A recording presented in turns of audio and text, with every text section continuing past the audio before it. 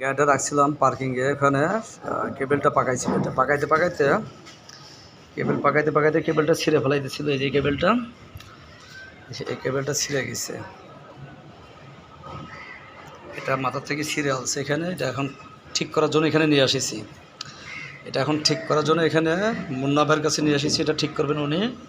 তো cable short, cable আনতে গিয়েছে। এটা গাড়ি খুলছি আর কি। এখানে এই যে এখান থেকে এটা ভিতরে কেবেলটা ছিঁড়ে এখানে এসেছিল আর কি। এটা কেবেলটা এখানে এসেছিল, পাকায় এটারে পাকায় এটা ছিঁড়ে ফেলাই দিয়েছিল। ছিঁড়ে এটা এখানে রাখছে।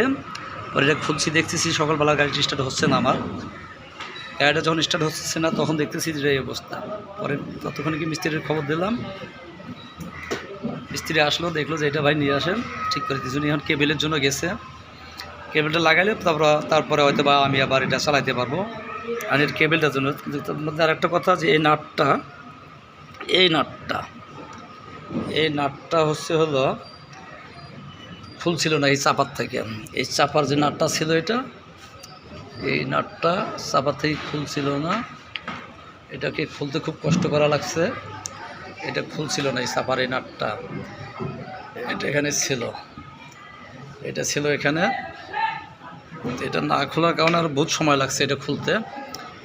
এটা এখন চাপা সমস্যা, চাপাটাও পাল্টাইতে হবে। এটা চাপার এই জায়গাটা ভেঙে গেছে একটু,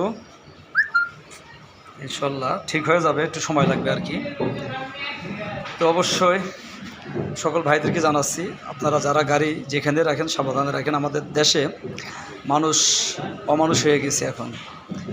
আর এই গাড়িটার পিছনে বহুত একটা ঝড় ঝামেলা চলে আসতেছে। ঠিক আছে, ইনশাল্লাহ ভালো থাকি। আল্লাহ হাফেজ।